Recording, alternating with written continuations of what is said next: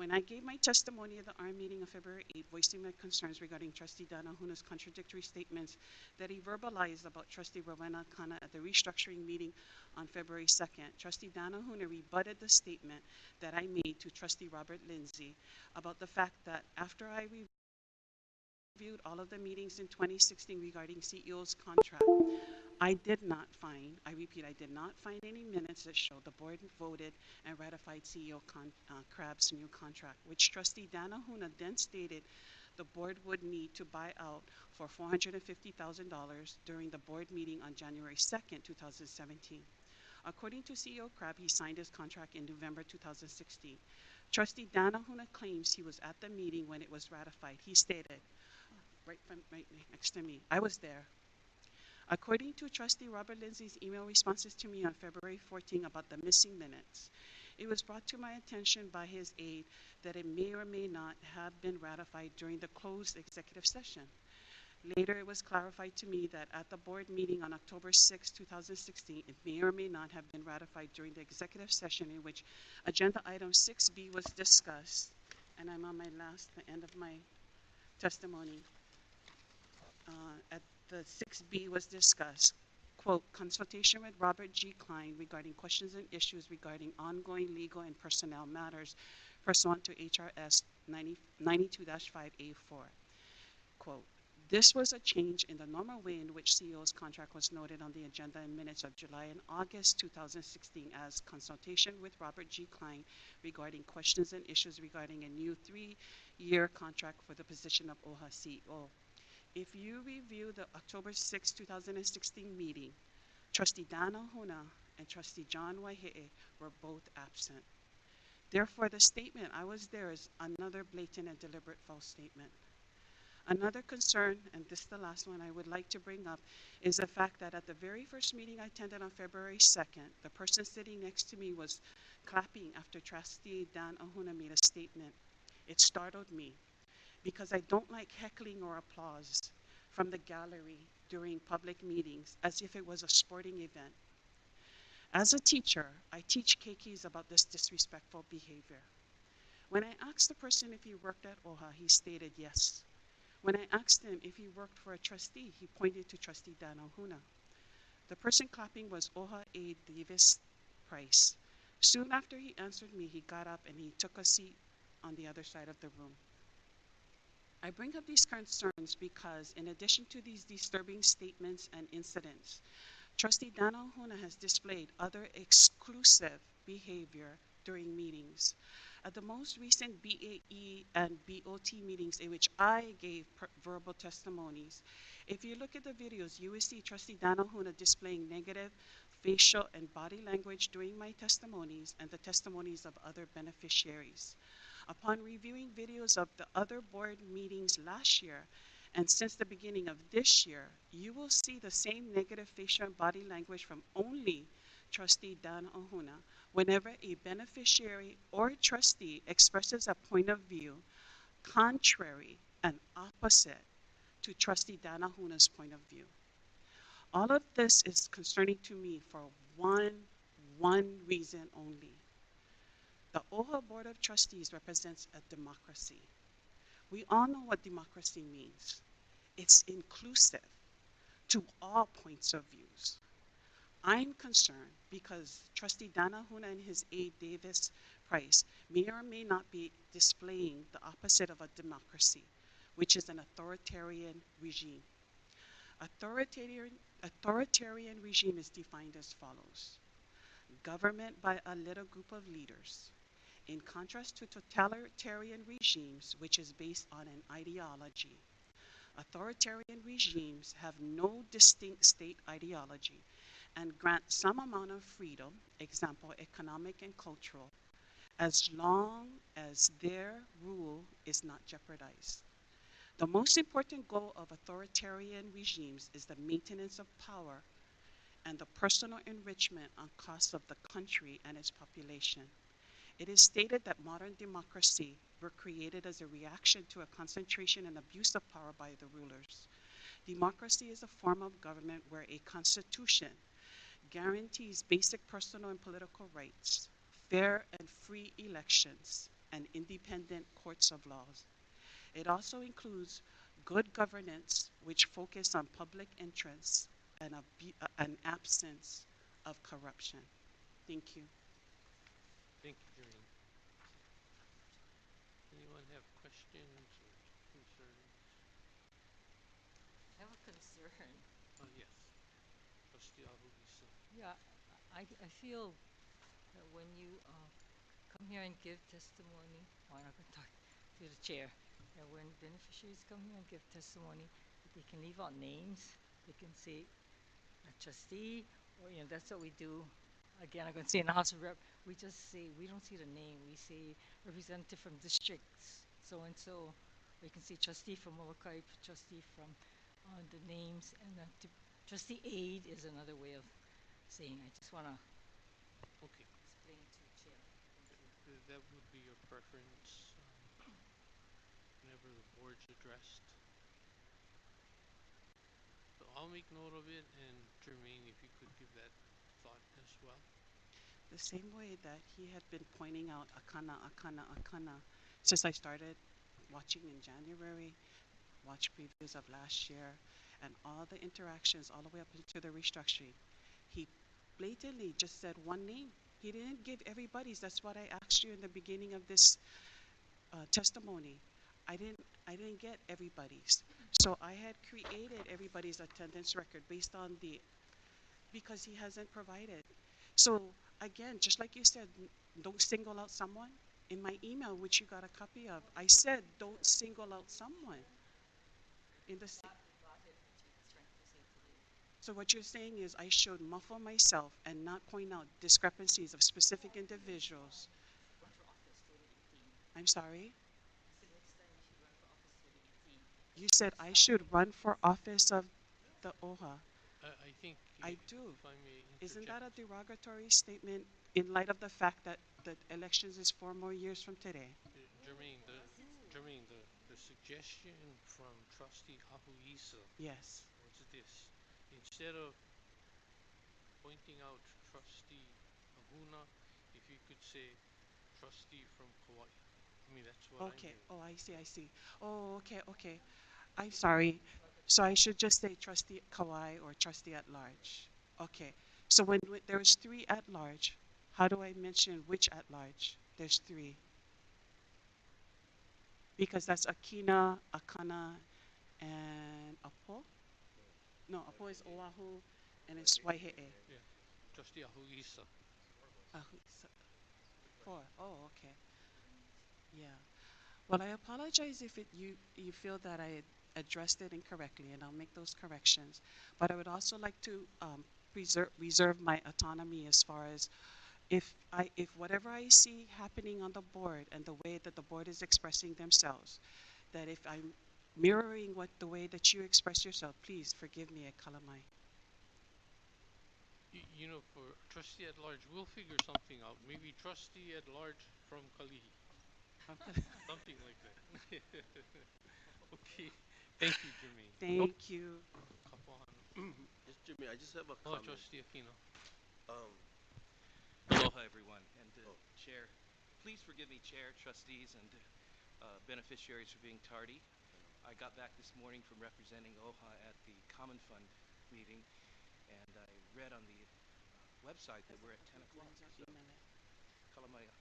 No, the main thing is you're here. Thank you. Good morning. Kapuana. Good morning. Since Trustee Ahuna has given me a copy of the records for the 2 past years, what I'll do is I'll email all of you a copy of the records I have because I basically took it and it's right here, but I can also give you guys at which meeting because I basically followed the meeting numbers. Okay? So All what right. you have online as far as meeting number 1, 2, 3, 4, at all of the committees and the board, I'll give you the same thing. So that's what these numbers are. Okay, but I'm giving you the attendance record. Okay. Okay. So I'll give you guys the attendance record of who was present, whether they made a vote or not, they were present or not. Okay. So if they came in late, they're still considered present because most of them get 3 minutes, 4 minutes, 10 minutes late. If they were excused early, they're still considered an attendance. I started off with going VC for Mr. Trustee Donald Cataluna, but then I end up just giving him one for the attendance instead of the type of attendance he had because it was still considered as an attendance. But what I would like to point out to you, Trustee Danahuna, is this.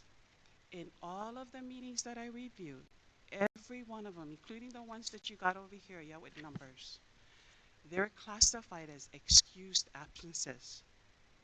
There was only one from 2010, which was in the ARM committee under Stender, that was one time that he struck it as unexcused, and that was Akana, one meeting.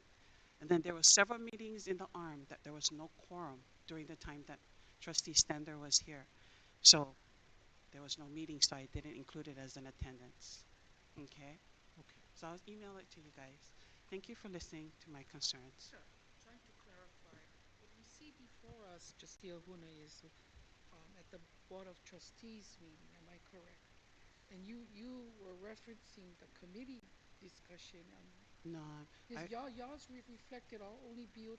yeah, for example, in 2016, there was 24 Board of Trustee meetings, 13 RM meetings, 2 joint meetings, and 14 Bay meetings for a total of 53. And then in 2016, there was a total of 24 board meetings, 13 RM meetings, 2 joint meetings, and 14 Bay meetings. So, yeah. I'd be interested when you to receive Yeah, I'll that. definitely When you email you guys this, speculated, which yes. will be the summary of everyone, but Thank you. also the individual. Right. And it reflects directly from me going into what was posted online. And as a matter of fact, I found some that was missing, which I had asked Nola Ota for, because there were missing minutes. So I can't count those. That's why I said it was only what was in the posted online. So there were meeting minutes from 2015, our meeting, 2015, from January to September before you took over in October, that were missing online. I asked her for them and I'm still waiting for that. And then there was actually a meeting during your time that wasn't even approved in 2014. And it was because I guess there was so much things going on where you guys had a lot of community meetings, but you missed one meeting getting approved. And then I'll email that to you as well. And then when I was going through the meetings, during Stender's time for the ARM meeting, many times he would bring up during action items during the meeting that was not even posted on the agenda. So I was concerned that that's violation of sunshine law because it wasn't posted on the agenda, but he took action on them. And I can identify those specific meetings to you that were the ARM meeting that Stender did not actually took action but wasn't on the agenda. Thank And it you. was over and over and actually several times. Thank you. Okay. Mahalo, Jermaine. Kapo Hana, No comment. you're okay. All right. Thank you. Thank you. We shall Thank you, move Chairman. on to item 4A, our legislative positioning for 2017 Matrix 1. Kapo Hana, please. Mahalo, Chair, and good morning, trustees. As a continuation of the legislative updates, we'll call upon Public Policy Manager and Public Policy Specialist Wayne Tanaka and the lovely Jocelyn Doe Hello, and Jocelyn. the handsome Wayne Tanaka. Wayne, you got to sing us a song. Ready?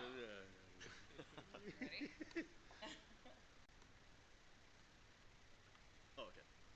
So we have a really short agenda item for our ledge positions. We have one measure that we'd like to add to the matrix. This is HCR 81, and it was just introduced yesterday afternoon, so that's why it couldn't make it onto the matrix. But it's not on the matrix. So this is a resolution that came out of talks with Representative Takumi regarding charter school funding. And so what it would do, it's a study on, it would ask the Department of Budget and Finance to conduct a study on the per pupil funding system for charter schools and also on the weighted alternative methodologies for providing funding. So that could include weighted student formula. So essentially, it would be a resolution form of our bill, except that it would ask the Budget and Finance to do the study instead of the LRB. And we understand that budget and finance may be considered less impartial than the LRB, but it would also allow the state to save money on additional expenditures that the LRB would probably need to conduct the study. And so we'd recommend the position of support on this resolution. Um, okay. And so in terms of new measures, uh, these items, except HCR 13 through HCR 22 and their companions SCR 19 through SCR 28, all of them except for HCR 13 should be found on pages 1 through 4 of the matrix, and items 1 through 9 and 16 through 24. And HCR 13 is on page 49, and it's item number 244. We just did it. We must have missed it when we put it up to our new measures. But these resolutions all propose a sale of various units from the HHFDC to their tenants, current tenants. So we review these resolutions as part of our Chapter 16. Part of our we review these measures to see if they fit within our ceded lands policy. As you know, we oppose the sale of ceded lands except for in certain circumstances, and so these all fall within either they're not ceded lands or they fall within our exceptions for opposing these sales. Thank you, Chair. Wayne, just a question. I note that you said we oppose the sales of ceded lands. On all these measures, just a clarification, we're either only commenting or monitoring this time. Is that correct? Right. Yeah. So we would be commenting on these measures and just noting either that we've reviewed the properties and found that they're either not ceded or that they fall within one of the exceptions to our opposition, or standard, or basic opposition. All right. And I think that's it for our matrix. Yeah. Chair, I just wanted to give a couple updates on some of the bills that we've been monitoring. I won't point to the page because we're very familiar with them. I just wanted to point out two of the bills that we're been monitoring closely. Both the Kirk Public Land Trust bill, which is House Bill 622, and the OHA Collective Bargaining and Civil Service bill, which is House Bill 865, moved over to the Senate yesterday and Monday. And so these are measures that we oppose. So we'll be working really hard to try to make sure that they don't move in the Senate. So those are the only updates we wanted to give on the big package, which, as you will note, is actually rather small because we just had crossover yesterday, which means that all the bills that didn't get through its last committees or get third reading on the floor in its originating house have died. Well, supposedly. For the most part, they have died. So that was all of the updates we wanted to give on the big matrix, and we had just a quick update on the ledge package when we get to the next agenda item. All right. Are we going to do this? Back and forth. Okay. Want us to approve it now? You want us to approve it now? Yeah. Chair, I'd like to approve administration's recommendations on new bills items 1 through 26 at HCR 81 as support on the OHA legislative positioning matrix dated 3/8/2017. Thank you, Trustee Ahuna. Motion made by Trustee Ahuna, seconded by Trustee Waihe'e. Any discussion? Yeah, I wanted to say, we have opposed to OHA, but so we're gonna, that one, 5, because I support it. Chair, you're not voting on that item number today. We bifurcated it when we voted originally. Yeah. We're only voting on the new bills, the new bill positions today. So there's no need to bifurcate it every time we vote on the matrix. Opposed here. So the motion is only to approve our recommendations on item 1 through 26. So when we originally made the recommendation for that. For the record, I'm saying it. Oh, okay. I just wanted to make sure you knew that you weren't voting inconsistent with how you wanted to vote. Mahalo. Because I missed it the last time. Okay. Thank you, Trustee. Roll call vote. Trustee Ahusa. Aye. Trustee Ahuna. Yes. Trustee Akana, excuse Trustee Akin. Aye. Chapo, excuse Trustee Machado. Yes. Trustee Whitehead. Yes. Freeman. Yes. 6-0. we could move on to item 4A, Kapuana. Yes, Chair and Trustees, this is a continuation of our OHA legislative position and update. Trustees, so we had our, as I explained last week, our Senate version of our budget bill is not going to be heard by WAM until it comes over from the House. We had a hearing this morning. Our hearing was on the same agenda as the state budget, so it might have been the shortest budget hearing I think we've ever had since I worked here. They had no questions for us, and there were like hundreds of people in the hallway trying to get in for the state budget. Um, I'm I'm guessing though that because they didn't have any questions for us, it's quite possible that they'll zero out the budget before they send it over to the Senate, which is what they did the last time. So we had a very easy hearing this morning, and we're able to make it back for the BAE today. We're imagining though the bill's going to move, and we'll have our next time, our next hearing in the Hawaiian Affairs Committee in the Senate. Um, our next bill is our per pupil funding study for the charter schools. As Wayne just shared, the chair of the Education Committee in the House, Takumi, had introduced a resolution that incorporated the changes that we wanted because he didn't think that it was necessary to have a bill if there wasn't going to be any funding attached. So we consider that resolution to be our package measure, essentially. And so next week, I will update the legislative package matrix to include that resolution on it. And so that resolution is moving, and we don't have, I think we have a deadline at the end of the month to get a hearing, so we're doing fine for that. So the same thing for the Konehiki resolution. Now that we've gotten to crossover, we can start paying attention to the resolutions that we're monitoring closely and to make sure they get hearings. So that's our update for the ledger package. Okay, thank you. Any questions, Trustee Ahois? In the news, the governor approved authorizers for the charter school. Yeah, sure. Benefit OHA if you become authorizer.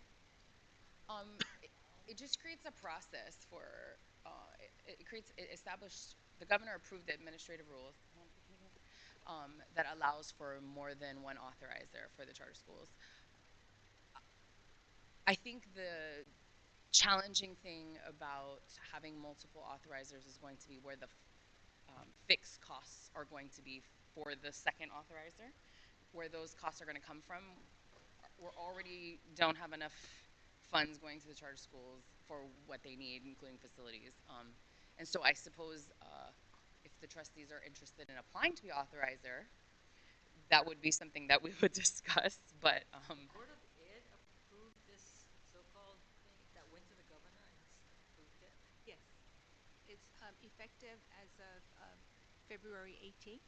So the process for administrative rulemaking is that for the Board of Education rules anyway, is that the board hosts public hearings and receives public comments. And so throughout the process, we were very heavily involved and vested in that process. So we worked with our partners, Nale Na'awal, and other stakeholders to make sure that we were all consistent. So we worked with Kamehameha Schools also. Um, I have to say that these rules is one of the quickest moving rules that we've seen. It took about a year, exactly a year. For January 2016, the process started, and February 8th, 2017, the governor approved the rules. And so what's happening now is that the Board of Education now has to develop the forms for applications so that eligible entities can apply to serve as an authorizer. And so the process for that involves, again, public input so that the public can be involved. So right now there's efforts to court eligible entities such as state entities, universities,